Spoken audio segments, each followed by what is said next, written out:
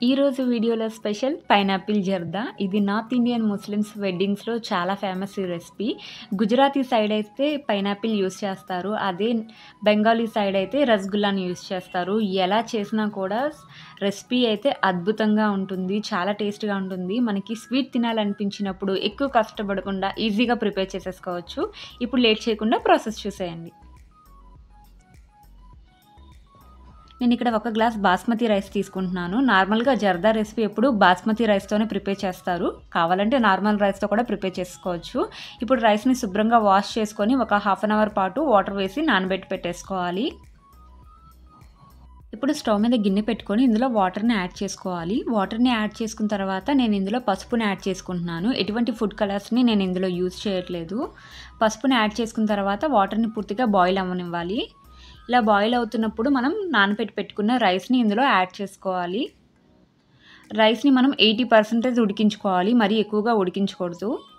ఇప్పుడు రైస్‌ని యాడ్ చేసుకున్న తర్వాత ఒకసారి పూర్తిగా మిక్స్ చేసుకొని ఒక 5 నిమిషాలు మనం హై ఫ్లేమ్‌లో ఉడికించుకుంటే రైస్ అనేది ఉడికిపోతుంది.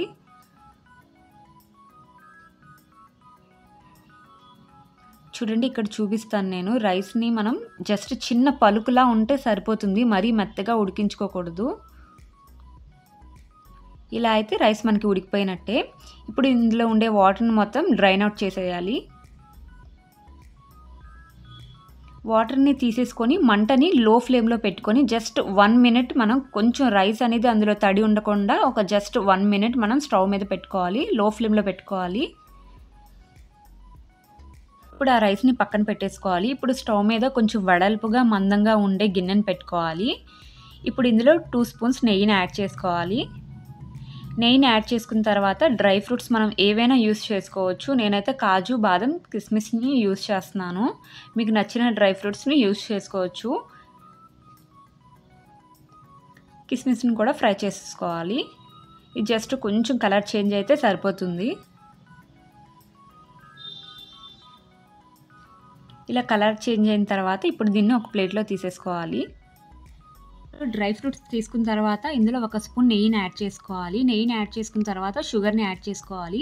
ఒక గ్లాస్ రైస్‌కి ఒక గ్లాస్ షుగర్ అయితే కరెక్ట్‌గా సరిపోతుంది. ఇంకొంచెం స్వీట్ ఎక్కువగా తినాలనుకునేవారు 2-3 స్పూన్స్ యాడ్ చేసుకోండి. ఇప్పుడు షుగర్‌ని యాడ్ చేసుకున్న తర్వాత ఒకసారి పూర్తిగా స్ప్రెడ్ చేసేసుకోవాలి. స్ప్రెడ్ చేసుకున్న తర్వాత ఇందులో రైస్‌ని యాడ్ చేసుకోవాలి. రైస్‌ని కూడా ఇలా పూర్తిగా స్ప్రెడ్ చేసుకోండి. మంట లో ఫ్లేమ్‌లోనే ఉండాలి. మనకి డ్రై ఫ్రూట్స్ ఫ్రై చేసుకున్నప్పటి నుంచి మంట లో ఫ్లేమ్‌లో పెట్టుకొని మాత్రమే ఇవన్నీ యాడ్ చేసుకోవాలి. ఇప్పుడు ఇందులో కొంచెం డ్రై ఫ్రూట్స్‌ని యాడ్ చేసుకోవాలి. డ్రై ఫ్రూట్స్ వేసుకున్న తర్వాత క్రష్ చేసిన ఇలాచీని యాడ్ చేసుకోవాలి. ఒక 2-3 ఇలాచీస్ అయితే కరెక్ట్‌గా సరిపోతాయి. ఇలాచీ కూడా ఇలా పైనే వేసేసుకోండి. పూర్తిగా మిక్స్ చేయొద్దు. ఇవన్నీ వేసుకున్న తర్వాత మూత పెట్టి ఒక 5 నిమిషాలు దీన్ని ఉడికించుకోవాలి. 5 నిమిషాల తర్వాత ఒకసారి ఓపెన్ చేసేసి మొత్తం రైస్‌ని మొత్తం ఒకసారి మిక్స్ చేసుకోవాలి. కొంచెం స్లోగా మిక్స్ చేసుకోండి. రైస్ విరిగిపోతుంది. ఇలా మిక్స్ చేసుకోవాలి.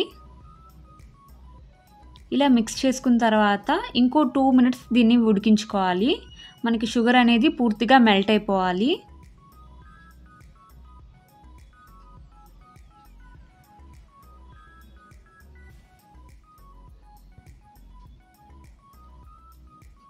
ఇంకో 2 మినిట్స్ తర్వాత ఇప్పుడు నేను ఒక స్పూన్ పెట్టి చూపిస్తాను చూడండి. ఇంకా మనకి షుగర్ అనేది ఇంకా మెల్ట్ అవ్వలేదు. చూడండి ఇంకా మనకి షుగర్ కనిపిస్తుంది. ఇలా కనిపించకూడదు. పూర్తిగా మనకి డ్రై అయిపోవాలి.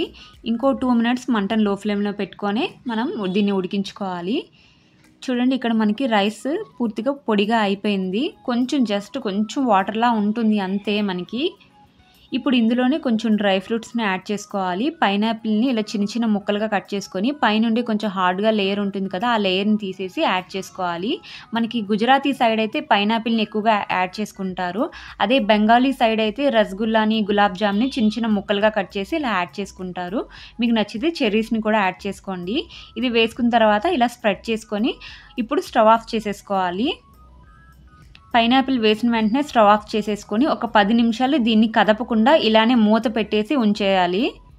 అప్పుడు పైనాపిల్ ఫ్లేవర్ మొత్తం రైస్‌కి పడుతుంది. 10 నిమిషాల తర్వాత ఒకసారి ఓపెన్ చేసి పూర్తిగా మిక్స్ చేసుకోండి. ఇలా పూర్తిగా మిక్స్ చేసుకున్న తర్వాత ఒక అరగంట వరకు దీన్ని మూత పెట్టి ఇలానే విడిచిపెట్టేయాలి. అప్పుడు మనకి రైస్ మొత్తం పొడి పొడిగా అయిపోతుంది. కొంచెం మనకి ఈ టైంలో కొంచెం తడిగా అనిపిస్తుంది అంతే. ఇది చల్లారిన తర్వాత మనకి రైస్ అనేది పొడిగా అయిపోతుంది. చాలా టేస్ట్‌గా ఉంటుంది. ఒక్కసారి మీరు ట్రై చేశారంటే మీకు మళ్ళీ మళ్ళీ తినాలనిపిస్తుంది. అంత టేస్ట్‌గా ఉంటుంది. ఈ ప్రాసెస్‌లో ట్రై చేయండి. చాలా బావుంటుంది. పైనాపిల్‌ని మాత్రం కొంచెం స్వీట్‌గా ఉండే పైనాపిల్‌ని మాత్రమే తీసుకోండి. పుల్లగా ఉండేది తీసుకోవద్దు. అంతే అండి. మనకి జర్దా రెసిపీ అయితే రెడీ అయిపోయింది. పైనాపిల్ జర్దా. చాలా టేస్ట్‌గా ఉంటుంది. ఒకసారి మీరు కూడా ట్రై చేయండి. మీకెలా వచ్చిందో నాకు కామెంట్ బాక్స్‌లో చెప్పండి.